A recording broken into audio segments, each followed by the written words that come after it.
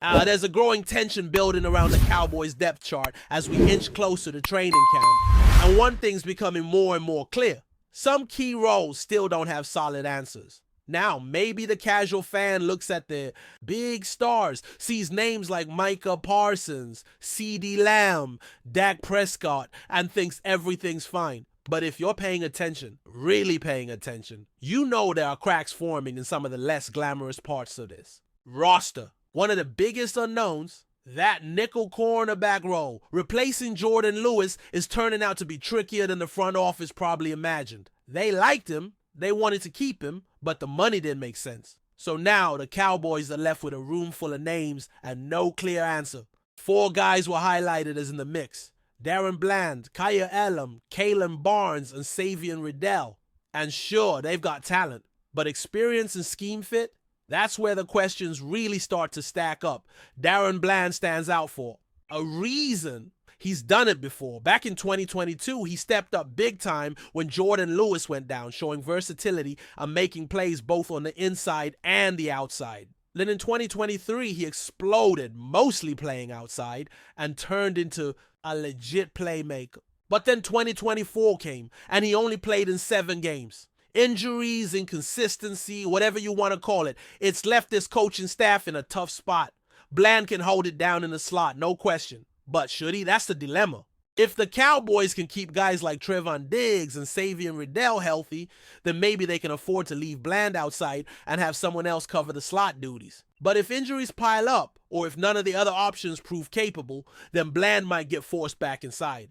And that could either stabilize the position or weaken your outside coverage. That's the fine line they're walking. Kaiir Elam's name popped up, and that's intriguing. He was a pure outside guy at Florida and with Buffalo. He hasn't shown much on the inside, and that's not a small adjustment. The slot requires a different type of awareness, quicker feet, sharper angles. It's not just about covering a guy man to man. It's about reading traffic, navigating congestion, and being physical in run support.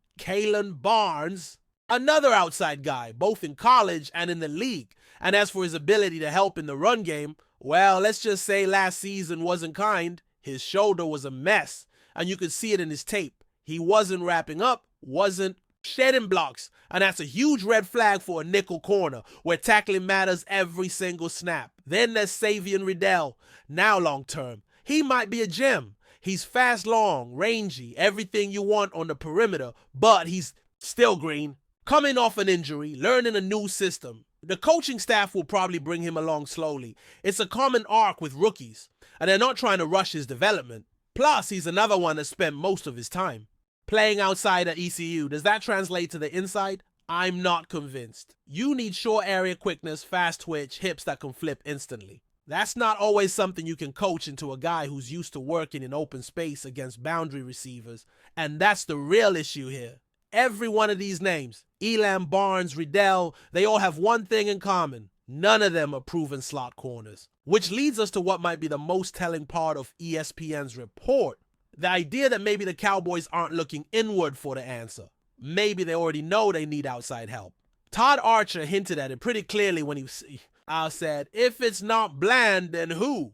That's not just a rhetorical question. That's a suggestion. A sign that the team might be browsing the free agent market looking for a stopgap. Someone with experience inside who can come in and plug that hole right away. One name that didn't even come up in the article, and that surprised the hell out of me, was Israel Mukuamu. That's a head scratcher. Because if there's one guy on this roster who's actually done it, who's played meaningful snaps in the slot, it's Izzy. The Cowboys brought him back on a team-friendly deal, and you think that indicates they have plans for him. But Archer didn't mention him at all. And that's not the kind of omission you brush off. Archer isn't out here throwing wild guesses. He doesn't tweet every thought that pops into his head.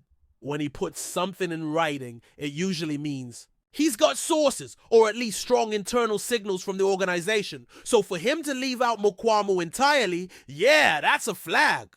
Maybe not red, maybe beige, but a flag nonetheless. If the Cowboys don't view Mukuamu as a legit nickel option, then they have to go get someone. Because the truth is, you can't run modern defenses without a competent slot corner. That position has evolved into a critical piece, especially against spread offenses and tight ends who move all over the formation. Now, people love to throw out names like Asante Samuel Jr., and I get it. He's a big name, flashy, has ball skills. But again, he's been an outside guy. Same with Stephon Gilmore. You're not signing those guys to play inside. You're signing them to stabilize the perimeter, and maybe that lets you bump Bland back into the slot. But now you're creating a domino effect that relies on multiple transitions working at the same time. That's risky. Mike Hilton's a name that could make a lot of sense. We'll probably get deeper into his fit in a future video, but just based on his experience and play style, that could be exactly what this team needs. A savvy vet who knows how to work the slot and isn't afraid to stick his nose into the run game. Kendall Fuller? He's got experience inside too. Arthur Mauler has played nickel, though the upside there is a lot more limited. Still, when you're dealing with this level of uncertainty, every option has to be on the table. Meanwhile, on the offensive side, another massive question mark is a backup offensive tackle. The Cowboys' plan for the starting bookend seems set. Tyler Guyton on the left, Terrence Steele on the right. That's the goal. That's what they're betting on. But if something goes wrong, and let's be real, in the NFL it almost always does, then what's the backup plan? Who's the guy that steps in when things go sideways? There's an optimism around Terrence Steele inside the building that honestly isn't shared by a lot of fans. The front office and the coaching staff seem to believe that the new scheme and coaching upgrades will bring out a better version of Steele. They're banking on that. But look, last year was rough, and Guyton, tons of potential, no doubt, but also tons of question marks. Last year's staff didn't do him any favors. He looked like he lost confidence. Mentally, he wasn't there. And you simply can't afford that at a tackle spot. Mentally soft linemen get embarrassed in this league. You have to be locked in all game, all season. And then you look at the penalties. Guyton had way too many, even if you want to argue that a few were bogus calls, which fair, the raw number was still way too high. 9 flags in under 700 snaps. That's a problem. Discipline has to improve. Consistency has to improve. And most of all, protection has to be rock solid. Because if you can't protect your quarterback, everything else falls apart. No run game, no play action, no deep shots. It all collapses without a foundation up front. So, who are the options behind those two? According to Archer, there are 5 names to watch. Asim Richards, Hakeem Adeniji, Sadiq Charles, Matt Waletzko, and rookie Ajani Cornelius. And let me tell you, most of those guys are on contracts with 0 guaranteed money. That tells you right there that jobs are not secure at all. Some of these guys might not even make the roster. You got your starters locked in. Brock Hoffman's making the team.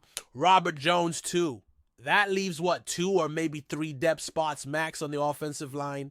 Cuts are coming. They have to. What makes it more interesting is the versatility of some of these names. Guys like Sadiq Charles and even Asim Richards can slide inside and play guard. That could help them survive final cuts. Same for Hakeem Adeniji, though his play last year was inconsistent at best. And then there's the break glass in case of emergency option, moving Tyler Smith back out to tackle. He's done it. He's good at it. Some would argue he's even better out there. But that's not the plan. They want to keep him at left guard, help him settle into that role, and grow into a Pro Bowl level player. Kicking him outside again would only happen if the other options totally fall apart. That's the bigger picture here. This team wants continuity. They want consistency.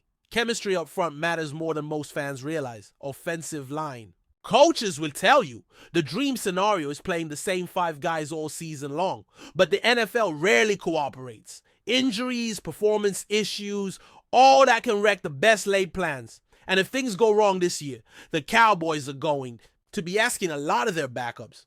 They're betting that this new coaching staff with guys like Clayton Adams and Connor Riley will clean up the mess. But that's a gamble. If it doesn't work, we'll be right back here next offseason having the same conversation, maybe, with new names but the same concerns. Let me stop right there for now. More to come on the defensive tackle situation and what that means for the Cowboys' run defense. But trust me, there's plenty left to unpack. But before we continue, don't forget to subscribe to our channel and give this video a like.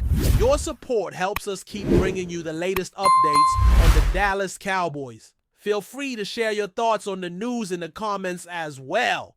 In a move that has sent shockwaves through the NFL, the Dallas Cowboys have secured one of the league's most explosive playmakers, wide receiver Tyreek Hill, in a blockbuster deal that promises to reshape the team's offensive identity. The former Miami Dolphins and Kansas City Chiefs star has signed a multi-year, multi-million-dollar contract with the Cowboys, instantly elevating Dallas into the conversation for Super Bowl contention. Known for his blistering speed and game-breaking ability, Hill brings a dynamic edge to an already talented offense. With quarterback Dak Prescott under center and Pro Bowl wideout CeeDee Lamb as his new running mate, Hill's arrival creates what many are already calling a dream offense in Dallas. The Cowboys, who have often been labeled as underachievers, in recent playoff runs are now signaling an aggressive shift in strategy, aiming to go all in for a championship. Hill's decision to join the Cowboys reportedly followed intense negotiations and interest from multiple franchises. However, the allure of playing in the storied Cowboys franchise, combined with a lucrative contract and the promise of competing at the highest level, proved irresistible. The deal not only strengthens the team's receiving core, but also strikes fear into opposing defenses who will now have to contend with the sheer speed and unpredictability of Hill on every snap. Fans across the league are buzzing, and Cowboys Nation is electric with anticipation. The move is being hailed as one of the boldest in recent NFL history, and a statement that the Cowboys are no longer satisfied with mediocrity. With Hill in the fold, expectations have soared, and anything less than a deep playoff run would now be seen as a failure. As training camp approaches, all eyes will be on Dallas. The pieces are in place, and the message is clear. The Cowboys are going all out in pursuit of glory, and Tyreek Hill is the spark they believe can lead them there. That's it for this update. If you enjoyed the video and want to keep receiving exclusive news about the Dallas Cowboys, please subscribe to our channel and give this video a like. We always look forward to your comments and opinions. See you in the next video.